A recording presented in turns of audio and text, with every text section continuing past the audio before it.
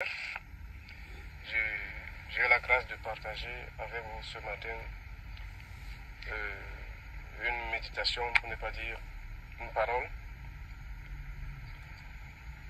que j'ai pu intituler le combat spirituel. Ayant fait beaucoup de recherches à ce sujet, j'ai pu découvrir que c'est un sujet qui suscite beaucoup d'intérêt parmi les milieux chrétiens, dits pentecôtistes, et beaucoup d'interrogations même dans le corps de Christ en général. Oui, on peut le voir, les avis sont tellement divergents, les avis sont partagés, alors que certains disent qu'aujourd'hui, il n'est plus nécessaire que Christ a déjà tout payé, il n'est plus nécessaire de mener un quelconque combat.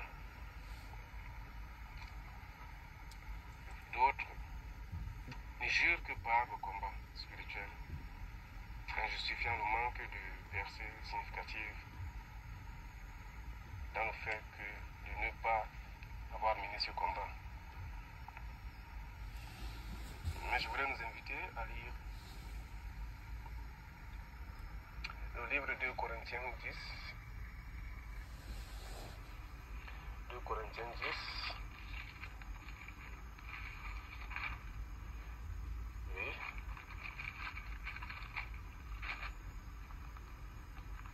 À partir du verset 4. 2 Corinthiens 10, verset 4. Alléluia.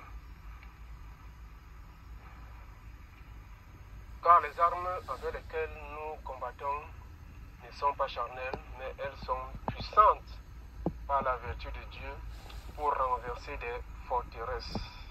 Amen. Nous renversons les raisonnements et toute hauteur qui s'élève contre la connaissance de Dieu et nous amenons toute pensée captive à l'obéissance de Christ. Amen. Et je lis un autre texte, Ephésiens 6. Ephésiens 6, verset 10 à...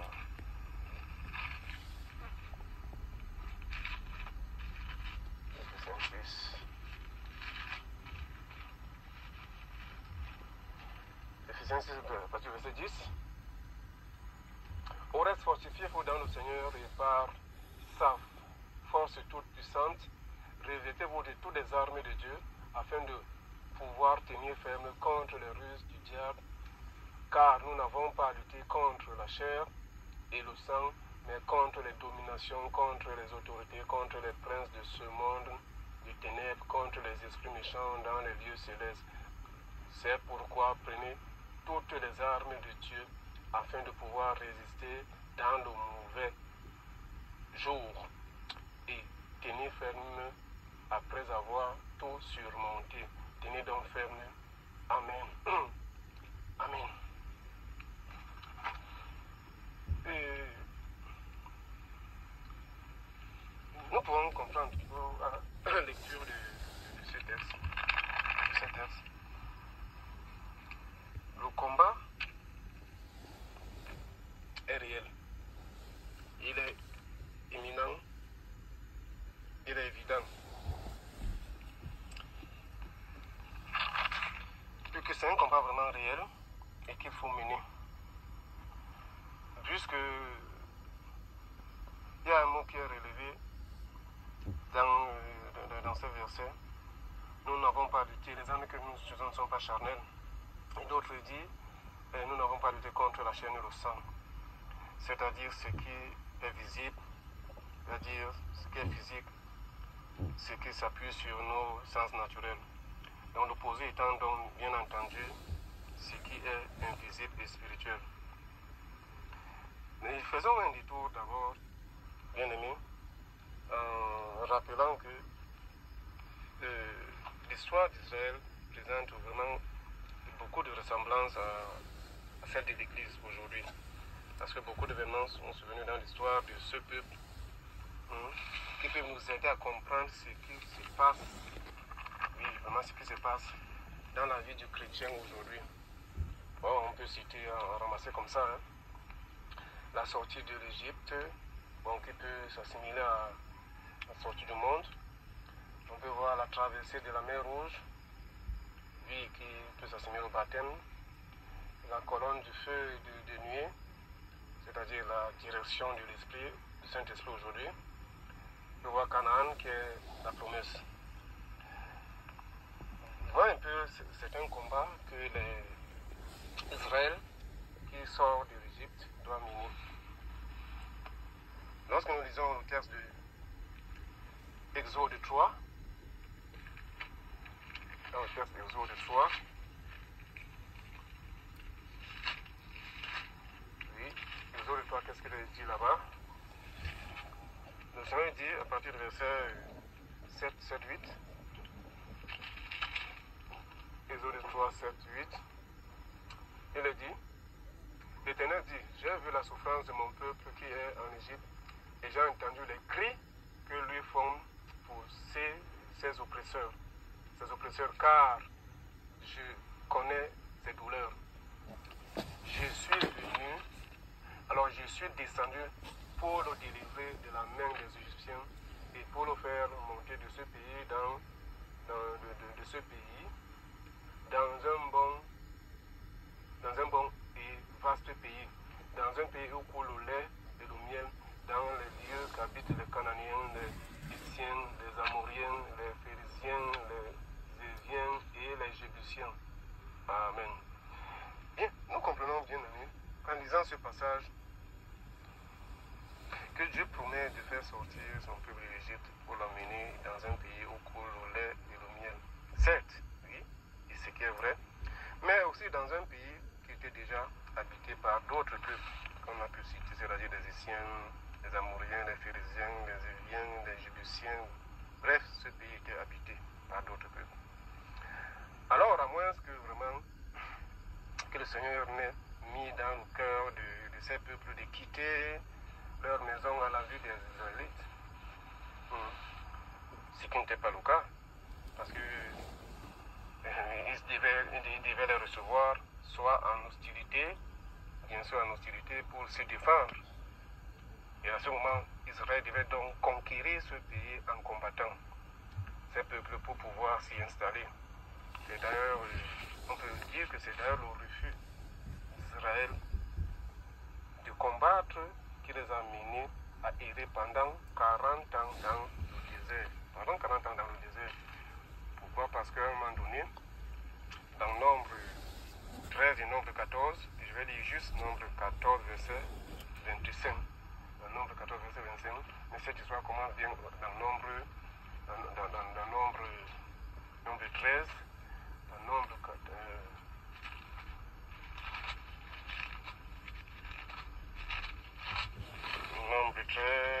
14, verset 25, il est écrit,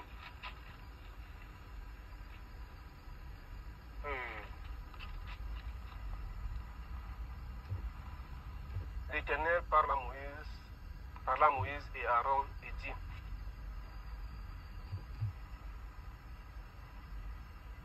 Amen. Jusqu'à quand laisserai cette méchante assemblée murmurer contre moi? J'ai entendu les murmures des enfants d'Israël qui murmuraient contre moi. Dis-leur, je suis vivant, dit l'Éternel, je vous ferai ainsi que vous avez parlé à mes oreilles. Vos cadavres tomberont dans ce désert, vous tous, dont on a fait le dénombrement, et en vous comptant depuis l'âge de 20 ans et au-dessus, et qui avez murmuré contre moi, vous n'entrerez point dans le pays que j'avais juré de vous faire habiter, excepté Caleb, fils de Jephné, et Josué, fils de Nun, et vos petits-enfants dont vous avez dit, et deviendront une proie. Je les fis entrer, et ils connaîtront le pays que vous avez dédaigné. Vos cadavres et vous tomberont dans le désert, et vos enfants paîtront 40 ans dans le désert.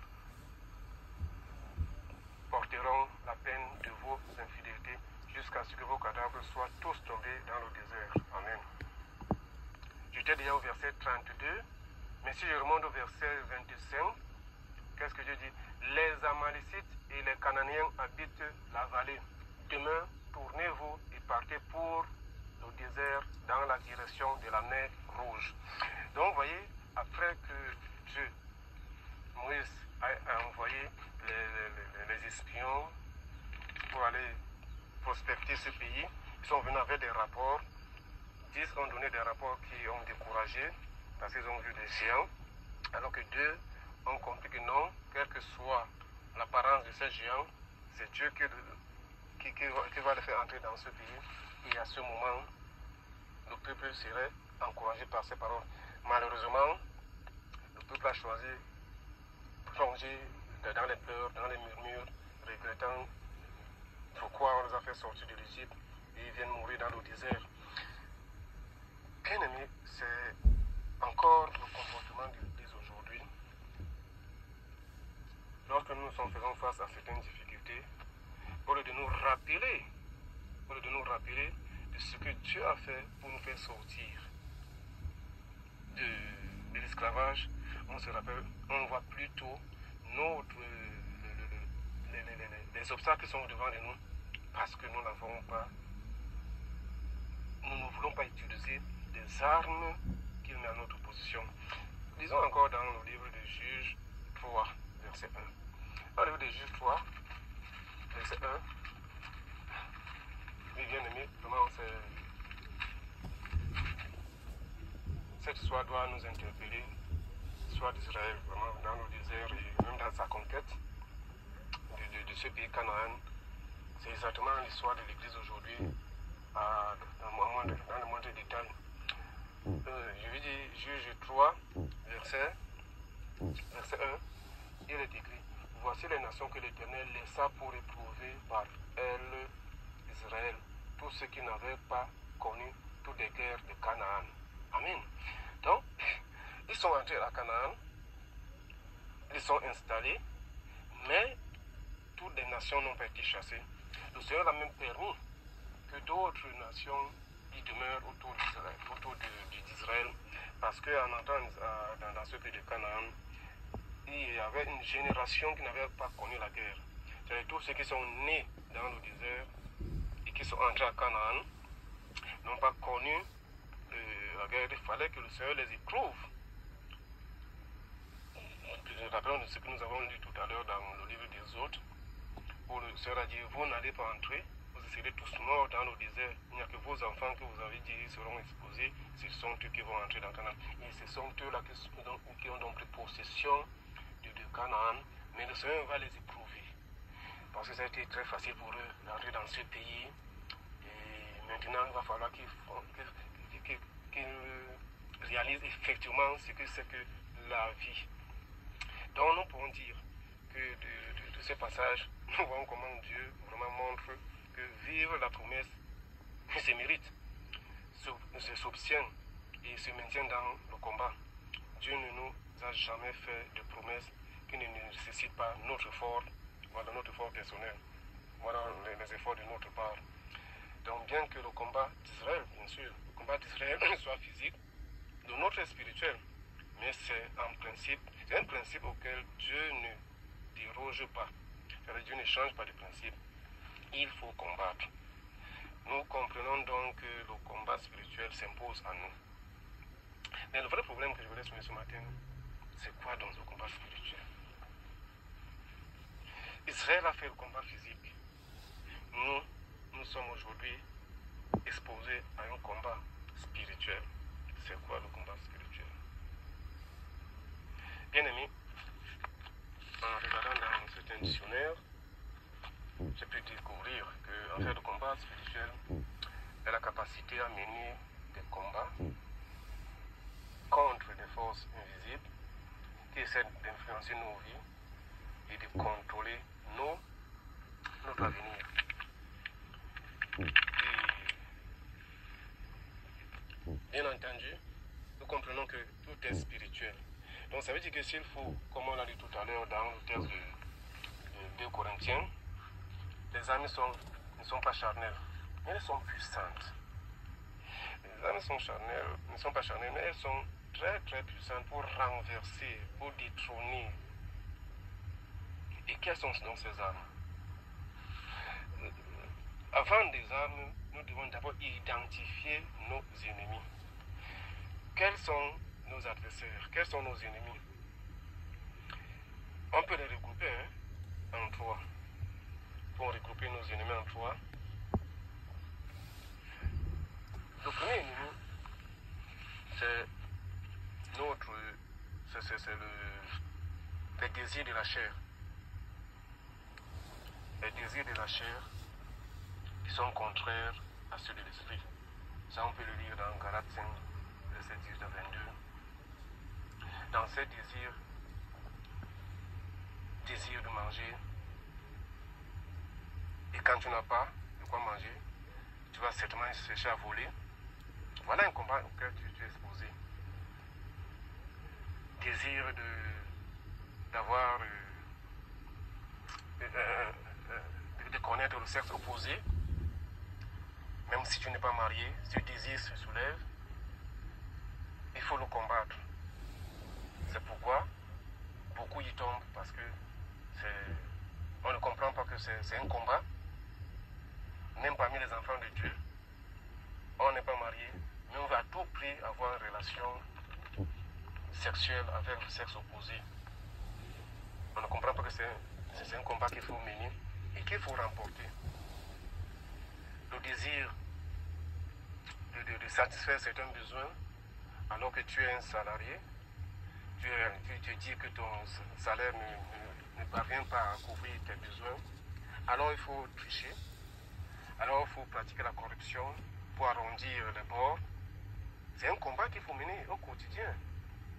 Oui, bien aimé, ce sont des combats réels qu'il faut mener, mais avec des armes, pas des armes charnelles, parce que tu vas me demander mais comment combattre dans le vol, qui est un combat, qui est un adversaire pour toi. Ce ne sera pas forcément, ce ne sera pas avec les armes charnelles, mais c'est avec les armes spirituelles. Donc, comme vous pouvez le dire, tu as ramassé comme ça, les désirs de la chair qui sont constitués notre ennemi. Il y a aujourd'hui encore la séduction du monde. La séduction du monde, c'est-à-dire le monde qui se présente à nous avec toutes ces séductions autour de nous.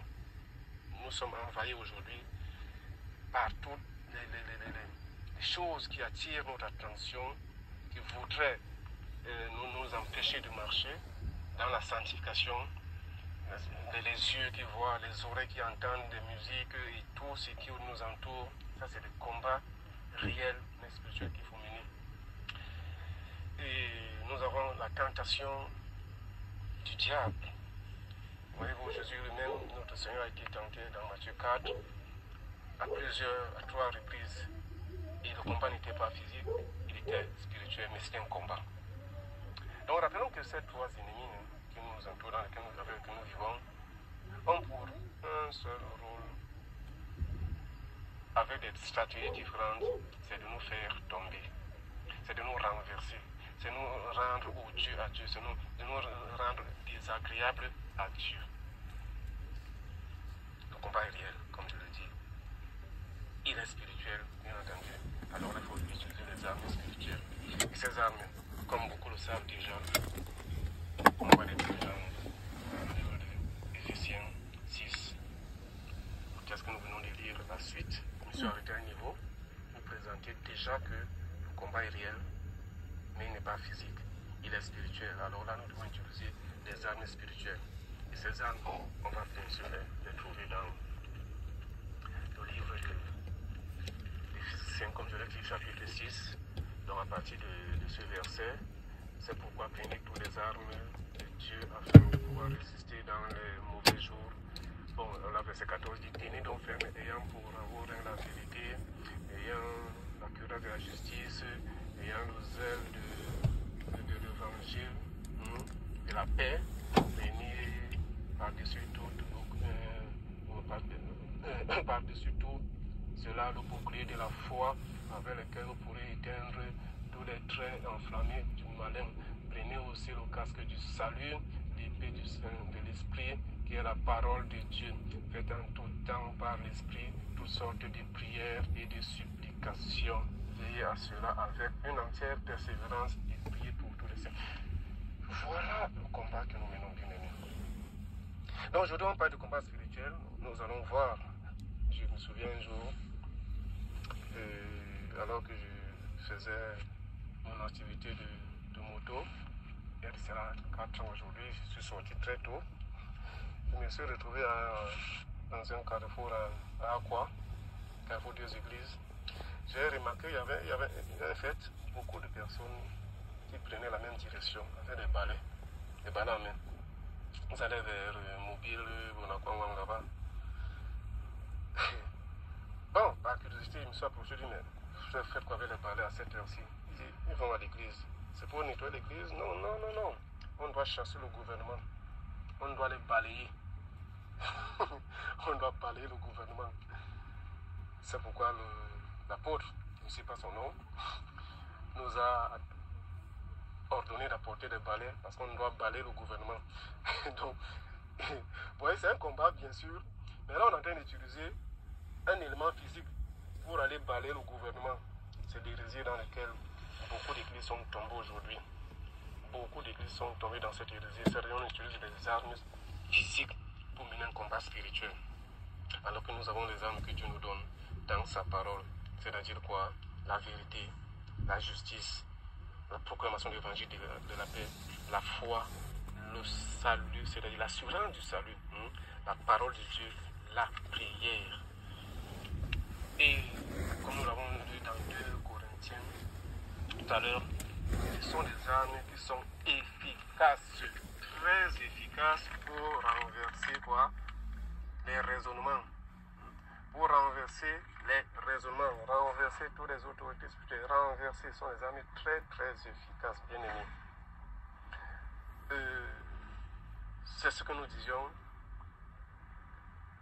Ton frère qui s'érige en ennemi, en fait qui s'érige devant de toi avec des actes qui vont t'offenser, en fait ce n'est pas ton vrai ennemi. Il est utilisé par un autre maître et c'est ce maître-là que tu dois combattre. Et tu dois le combattre par rapport en fonction de tous les éléments que nous avons ici. Lorsque le diable vient avec, il vient avec la séduction, comme j'ai dit tout à l'heure qu'il y avait la séduction du monde, le diable vient avec des propositions indécentes qui présentent à Jésus, tu es le Fils de Dieu. Mais tu as faim. Mais transformer ces pierres en pain. Tu vois, il amène Jésus à vouloir accomplir quelque chose, pour satisfaire des désirs charnels. Alors que Jésus lui répond maintenant dans la vérité en disant que l'homme ne se nourrit pas seulement de pain, mais de toute parole qui sort de la bouche de l'Éternel. Et continue en lui disant, dans toute la séduction du monde, il présente les royaumes. Il dit, si tu m'adores, voici, je vais te donner tous ces royaumes. Effectivement, Jésus lui répond dans la vérité, qu'en vérité, il n'y a que l'Éternel seul qui mérite d'adoration. Et il lui montre encore, il fait monter sur le toit du temple, il dit, ok, jette-toi, et alors là, tu seras protégé. Parce qu'il est écrit dans la parole que le Seigneur te protégera. Il enverra ses anges te porter. C'est vrai, il a dit. Mais là, tu seras en train de tenter Dieu. Et c'est la réponse que Jésus lui donne.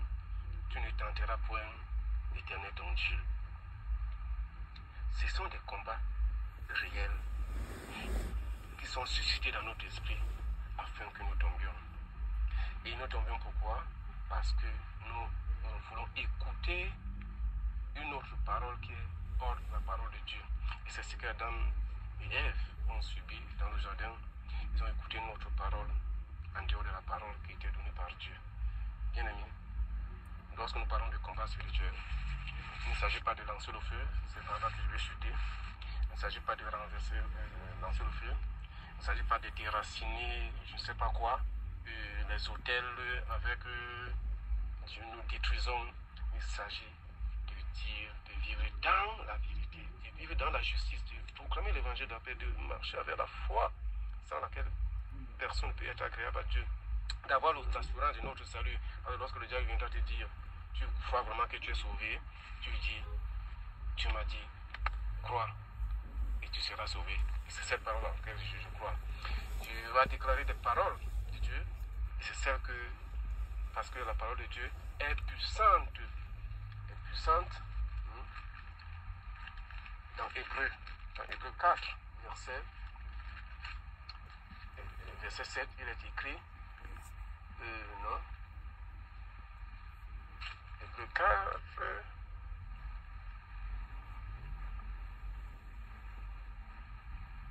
non, je me suis trompé de verset.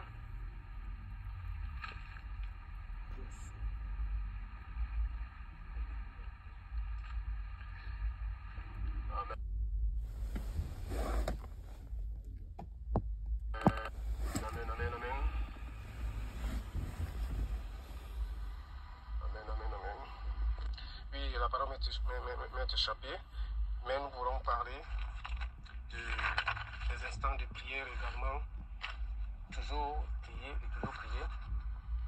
Et par rapport à la prière, il y a un pan, lorsque je lui dis prier sans cesse, les esprits mal affermis vont tordre la parole, vont dire mais c'est un chèque en blanc. Il n'a pas donné les paroles que nous devons utiliser dans la prière, c'est pourquoi on peut danser le feu à nos ennemis.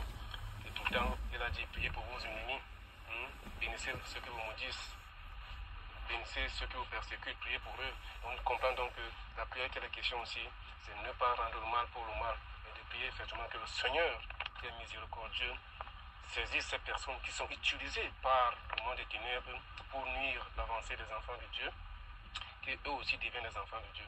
Donc le but de Dieu, le but de notre Seigneur, c'est de ramener, c'est de rassembler, c'est de conquérir les âmes qui sont encore captives dans le monde des ténèbres. Donc ça ne sert à rien de dire que je lance le feu aux sorciers, je détruis,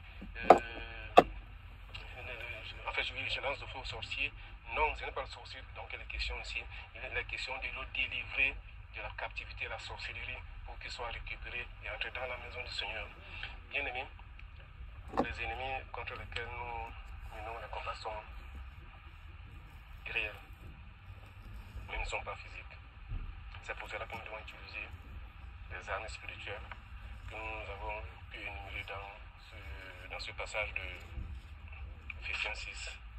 Alors là, notre combat dans ce monde sera gagné. Mais si nous cherchons à utiliser les armes physiques, le combat est déjà perdu d'avance. Et soyons-en sûrs, nous-mêmes nous y tomberons. Que le Seigneur nous bénisse. Amen.